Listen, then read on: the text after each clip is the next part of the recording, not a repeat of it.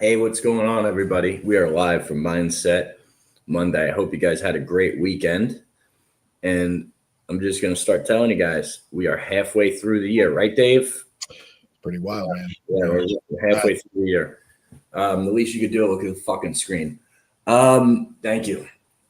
So, guys, we're halfway through the year, okay? And I'm going to tell you guys a lot of people don't don't hit their goals. They don't hit their goals because they don't take a minute and think about what they're doing, what they've accomplished so far that they set out to do, and they don't reflect, right? And they don't, and after reflection, right? It's not, you don't just want to sit back and say, all right, did I do what I intended to do, right?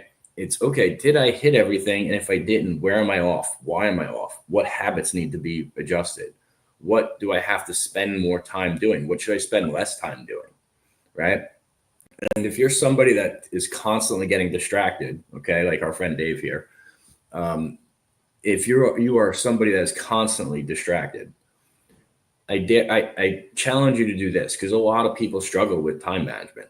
Look at your phone usage, okay, and I mean this. Look at your phone usage and see what you're doing throughout the day on your phone. What are you on the most?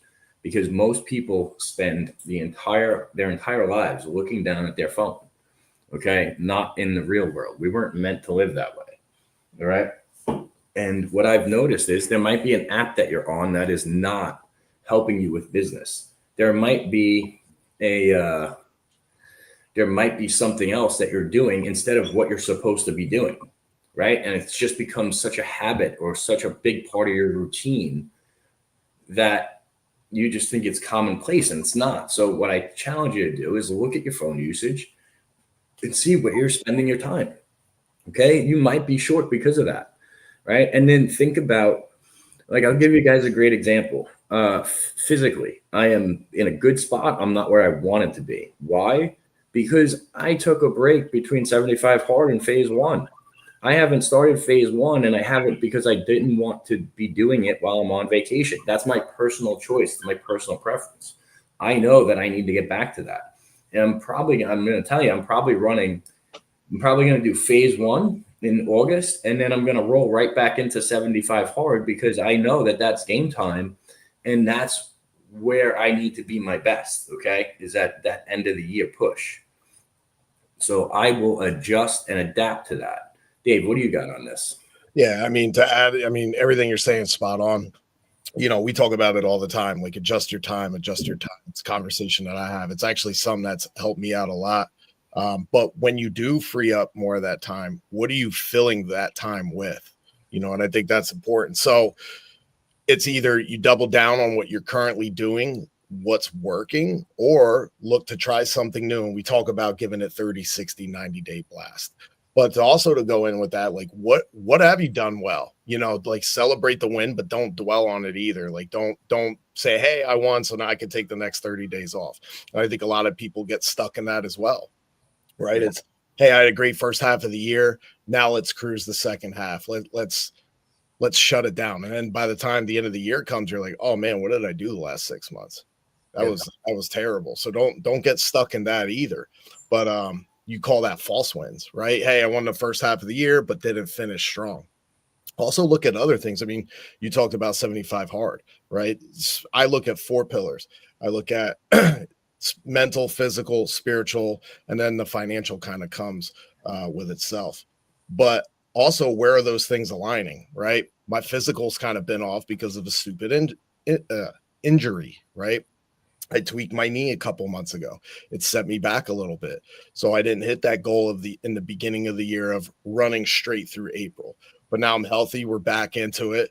We've been going pretty hard for the last 2 weeks, and now it's time to smooth back in for the rest of the year. Hopefully, listen, injuries happen, right? There's nothing you can do about that shit. But at least you learn from it, you move forward, and you do what you can. But I also know for me that gets my mental kind of going. So that's a battle in and of itself. I can't work out physically as hard as I can, so it makes you feel kind of sluggish.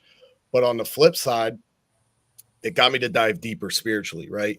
In certain things that I was lacking there.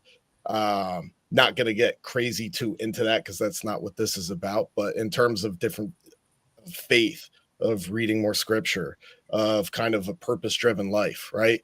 It's enabled me to kind of dive deeper into that, to where all these things kind of fit together, which a lot of people don't really talk about. And it's not something I've talked about a lot because I've never really had it that much in my life until the last couple of years or so. But that helps a lot. What is your purpose? If you are going through stuff, they always say, give it to him, right? Do what you can and put the rest in his hands. And that's kind of where my focus has been for the first half of the year. And, now it's continue some things and now double down this next quarter. I like it. Yeah. I've actually gotten way more into my faith in God. I've been reading the Bible almost every day. And it helps. It helps. It helps. It keeps me calm. It keeps me level headed. And, it's something that has really, really added a lot to my life. And it kind of keeps you in check and keeps you grounded, which is, I think, huge. And, I get what you're saying with those false wins, but there are people on the other side of that do the opposite. Okay. Right. And I'm one of those people. Right. So I know I don't really celebrate shit, dude. Okay. And that's just the way I am, because at a certain point I expect to win.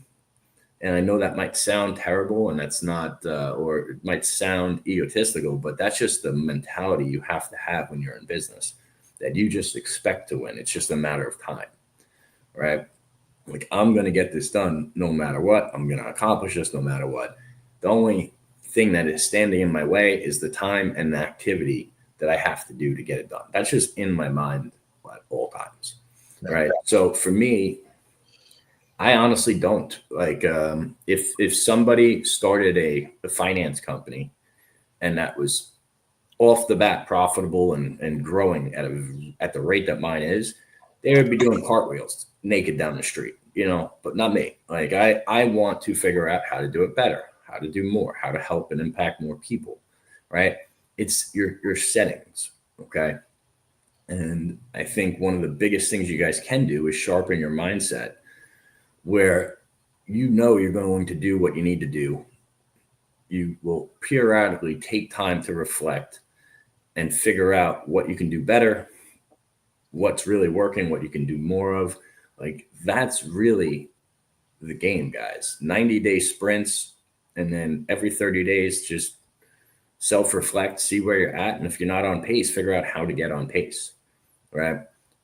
Doing this stuff for a year, it's tough, right? Because you might think that, hey, your initiative is you need to be, you need to have this new thing implemented in your business.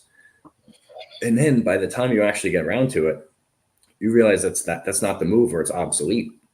Okay, that happens.